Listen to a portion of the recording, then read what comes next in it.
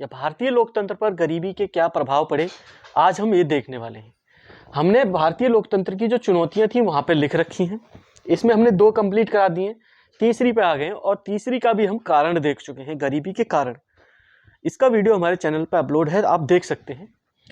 तो आज हम भारतीय लोकतंत्र पर गरीबी के प्रभावों के बारे में बात करेंगे कि गरीबी से क्या क्या प्रभाव पड़ सकते हैं हमारे देश पर, हमारे लोकतंत्र पर, लोगों पर, किस तरह से किसी देश पर प्रभाव पड़ सकते हैं। आज हम इसके बारे में बात करने वाले हैं। तो पहला प्रभाव देखने वाले हैं लोकतंत्र में अविश्वास। गरीब लोग जब अपने आप को बहुत नीचे पाएंगे तो जो लोकतंत्र में बात होती है कि सभी के लिए समानता के अधिकार की बात होती है। जब सभी के लिए समानता के अधिकार की बात होती है तो फिर गरीबी इतनी बढ़ क्यों रही है इंडिया में, भारत में इतनी बढ़ क्यों रही है, या इतना इनकम का गैप क्यों है। तो इसमें अगर वो देखेंगे तो वो क्या करेंगे कि हमारा लोकतंत्र हमारे लिए कुछ कर ही नहीं रहा है। समानता की बात तो हो रही है लेकिन समानता असलियत में मिल नहीं रही है। सरकार कोशिश तो करती है कि समानता हो, लेकिन असलियत अगर देखा जाए तो वो समानता कहीं भी नहीं है। गरीब और गरीब होता जा रहा है और अमीर होता जा रहा है। कुछ इस तरह का सिस्टम डेवलप नहीं किया जा रहा है जिससे कि ये गरीबी के गैप को कम किया जाए। जो लोग नीचे के लेवल पे हैं, बहुत ज़्यादा गरीब हैं, उनको ऊपर उठाने के लिए कौन सी ठोस योजना है किसी को नहीं पता। तो जब ये देखेंगे, अगर ये देखेंगे कि हाँ हमारा देश लोकतांत्रिक देश है, वही हमारे लिए कुछ नहीं कर रहा है, तो क्या होगा, उसके अंदर अविश्वास बढ़ेगा उस इंसान के अंदर जो गरीब है। इसका एक रीजन है। अगला है देश में धनी वर्ग का शासन। सीधी सी बात है, जब गरीब बहुत ज़्यादा गरीब है, वो किसी भी चीज़ में पार्टिसिपेट नहीं कर पा रहा है और जो अमीर हैं वो शासन में सबसे ऊपर बैठे हुए हैं। आज भी देखा जाएगा जो गरीब लोग हैं, जो नीचे का तबका है, आज भी बहुत सारे नीचे वाले लेवल में ही लगा हुआ है, अपने काम काज में ही लगा हुआ है, नौकरी भी बड़ी मुश्किल से मिल पा रही है। लेकिन ऊपर वाला जो तबका है, धनी वर्ग है, वो शासन में पूरी पकड़ बनाए हुए हैं।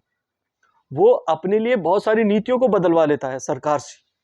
सरकार को उसके अकॉर्डिंग चलना पड़ता है क्योंकि वो धनी वर्ग है।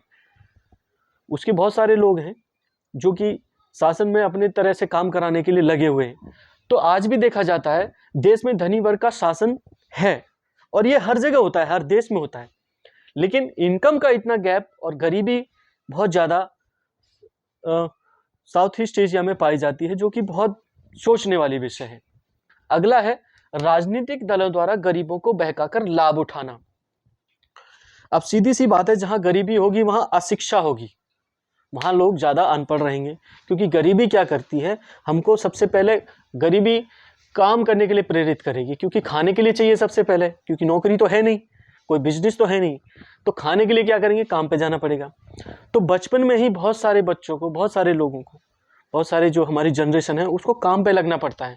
तो इससे क्या हुआ, अशिक्षा फैलती है। आगे चल के वही अशिक्षित लोगों का फायदा कौन उठाता है, राजनीतिक दल। उनको बहुत सारी बहकावे में ले लेते हैं, उनको बहुत सारी रियायतें देने की कोशिश करते हैं चुनावों के समय पे। जिससे क्या होता है, इससे उनका वोट प्रभावित होता है, इससे राजनीतिक दल उनका फायदा उठाते हैं, गरीबों का, उनको बहकाकर, दारू पिला के, बहुत सारी लालच देकर उनको अपनी तरफ करने की कोशिश करते हैं, जिससे कि ऐसे लोग भी राजनीति में जीत जाते हैं जिनकी कोई संभावना नहीं होती, जो गलत लोग होते हैं। इसका भी एक प्रभाव राजनीति या लोकतंत्र पर पड़ता है, लोकतंत्र पर पड़ता है। अगला है हिंसात्मक आंदोलन का जन्म।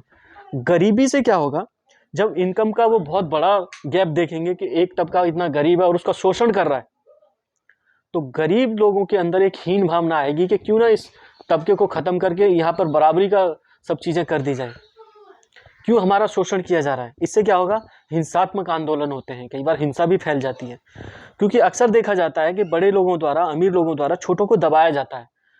दबाने की भी एक सीमा होती है, जब वो दबाना बहुत ज़्यादा लेवल पर बढ़ जाता है तो वो क्या करते हैं, हिंसात्मक आंदोलन का सहारा लेते हैं।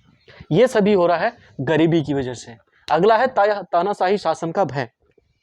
आपने पढ़ा होगा, मेरे चैनल पर बहुत सारी वीडियोज हैं, वर्ल्ड हिस्ट्री के बारे में मैंने पढ़ा है। उसमें देखा गया था फर्स्ट वर्ल्ड वॉर के बाद जो जर्मनी था और इटली था, वहाँ पर गरीबी बहुत ज़्यादा फैल गई थी, जिसका फायदा उन तानाशाही ताकतों ने उठाया था।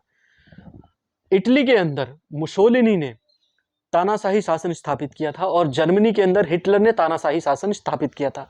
इसकी सबसे बड़ी वजह निकल के आई थी गरीबी। क्योंकि फर्स्ट वर्ल्ड वॉर के बाद उसमें इतनी भयंकर गरीबी फैली थी, इतना ज़्यादा हाहाकार फैला था, इतनी ज़्यादा परेशानियाँ आई थी, जिससे लोगों को एक निजात पाने के लिए हर उस इंसान को वोट देने के लिए तैयार थे जो वहाँ पर उनको उनकी स्थिति को सुधार सके।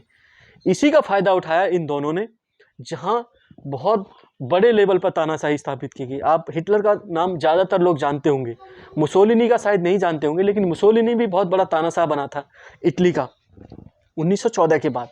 1939 तक रहे थे दोनों ही, हिटलर और मुसोलिनी। सेकेंड वर्ल्ड वॉर में इनका खात्मा हो गया था। तानाशाही ताकतों का खात्मा तो होता है, लेकिन जो उनका राज रहा था, उनका जो शासन रहा था, वो बहुत ज़्यादा क्रूर माना जाता है पूरे वर्ल्ड में। आज भी हिटलर को बहुत क्रूर तानाशाह के रूप में जाना जाता है और एक गाली के रूप में देखा जाता है, हिटलर है तू, हिटलर है वो, इस तरह से कहा जाता है। तो गरीबी हमको तानाशाही शासन का भय भी दिखाती है। गरीबी से तानाशाही शासन भी फैल सकता है। ध्यान रखना, गरीबी का फ़ायदा बहुत सारे लोग उठा सकते हैं, इसलिए इसको बैलेंस करने के लिए बहुत ज़रूरी है कि गरीबी को ख़त्म किया जाए और मेन स्ट्रीम में लोगों को लाया जाए। तो ये है भारतीय लोकतंत्र पर गरीबी के प्रभाव। मिलते हैं अगले वीडियो में।